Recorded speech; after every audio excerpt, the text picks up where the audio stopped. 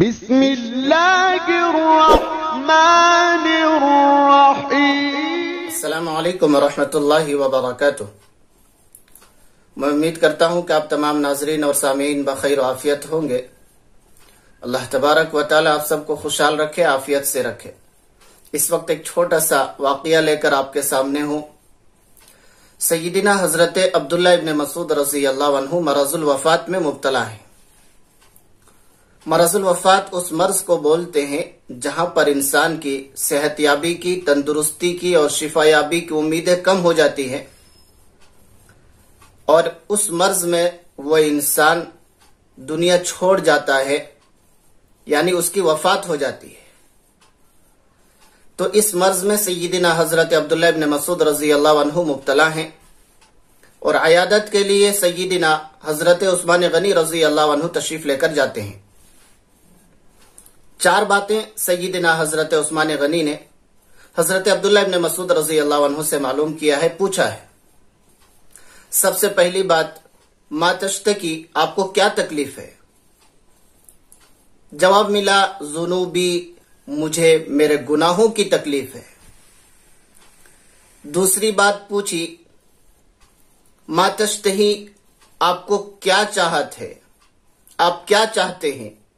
جواب ملا، رحمت ربی، میں اپنے رب کی رحمت چاہتا ہوں۔ تیسری بات معلوم کیا کہ کیا آپ کے لیے کوئی معالج متعین کر دیا جائے، ڈاکٹر وغیرہ متعین کر دیا جائے جو آپ کی دیکھ بھالی کرے۔ حضرت عبداللہ ابن مسعود رضی اللہ عنہ نے جواب دیا، الطبیب امرضنی، جس نے مجھے بیمار کیا ہے وہی میرا ڈاکٹر ہے، یعنی بیماری جس کی طرف سے ہے وہی مجھے شفا بھی دینے والی ذات ہے۔ بیمار بھی وہی کرتا ہے اور صحت مندی اور شفا یابی بھی وہی دیتا ہے۔ اگلی بات معلوم کیا، چوتھی بات، کہ میں آپ کے لیے بیت المال سے وظیفہ متعین کر دوں؟ جواب ملا کہ لا حاجت لی، مجھے اس کی کوئی ضرورت نہیں ہے۔ تو حضرت عثمان غنی رضی اللہ عنہ نے کہا ہے کہ وظیفہ متعین کر دیتا ہوں، قبول فرما لیجئے، آپ کے بعد آپ کے لڑکیوں کے کام آئیں گے۔ جواب جو دیا ہے حضرت عبداللہ ابن مسعود نے وہ بڑا پیارا ہے۔ وہ جواب یہ تھا کہ آپ کو ایسا لگتا ہے کہ میرے بعد میری لڑکیوں کے اوپر فقر و فاقہ آ جائے گی، تنگ دستی آئے گی، پریشانی آئے گی، تو یاد رکھیے یہ ہرگز بھی نہیں ہوگا، اس لیے کہ میں نے اپنی بچیوں کو، اپنی لڑکیوں کو یہ تاکید کر رکھی ہے کہ ہر رات وہ سورہ واقعہ کی تلاوت کیا کریں۔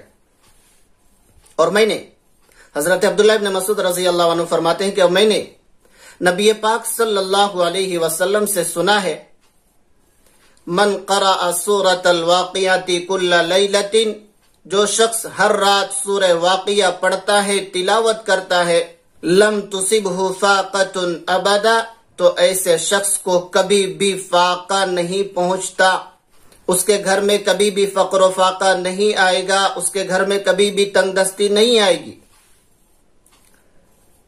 یہ واقعہ سورہ واقعہ سے متعلق ہے۔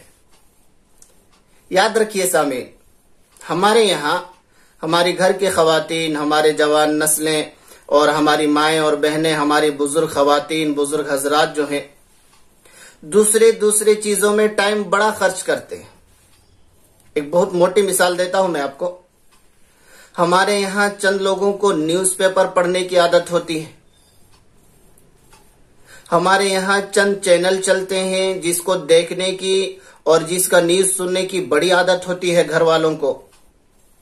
اس پیپر کے لیے پیسے بھی دے رہے ہیں، وقت بھی ضائع کر رہے ہیں، اس کو پڑھ بھی رہے ہیں اور سمجھ بھی رہے ہیں، دیکھ بھی رہے ہیں کہ فلاں گاؤں میں فلاں جگہ پر یہ ہوا، فلاں آدمی نے فلاں سے یہ کیا اور یہ ہو گیا۔ پھر ایک بات اور بتاتا ہوں میں آپ کو، کبھی آپ نے یہ بھی سنا ہے کہ پیپر کا وہ خبر جو اس نے شائع کیا تھا، جو اس نے نشر کیا تھا، وہ غلط ہو گیا، وہ صحیح نہیں تھا، وہ غلط تھا۔ یا کبھی جو چینلوں میں خبر دکھائی جاتی ہے، ہم آپ کو بتائی جاتی ہے، وہ غلط ہو جاتا ہے۔ تو جو خبریں غلط ہو جاتی ہیں اور ہو سکتی ہیں، ان خبروں کے لیے ہماری خواتین کے پاس، ہمارے بزرگ حضرات کے پاس، ہماری جوان نسلوں کے پاس ٹائم ہے، اور ٹائم کے ساتھ ساتھ پیسے بھی لگا رہے ہیں۔ لیکن سوچنے کا مقام یہ ہے اور سمجھنے کی بات یہ ہے کہ جو خبر پکی اور سچی ہے، جس کا حرف سچا ہے، اس کو پڑھنے کے لیے ہماری خواتین کے پاس، ہماری جوان نسلوں کے پاس، ہمارے بزرگ حضرات کے پاس ٹائم ہی نہیں ہے۔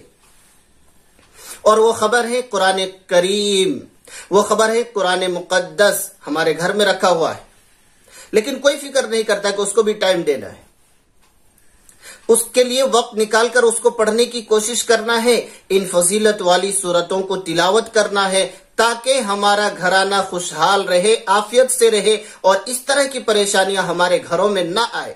کوئی نہیں سوچتا۔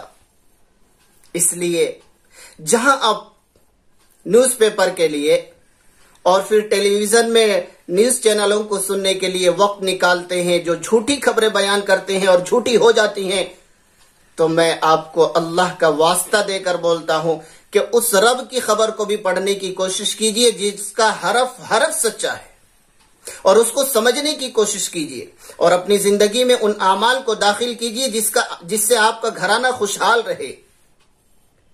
سورہ واقعہ کی یہ واقعہ تھی۔ اللہ تبارک و تعالی ہم آپ کو ایسے چھوٹے چھوٹے واقعات سے سبق لینے کی توفیق عطا فرمائے، آمین۔ السلام علیکم ورحمۃ اللہ وبرکاتہ۔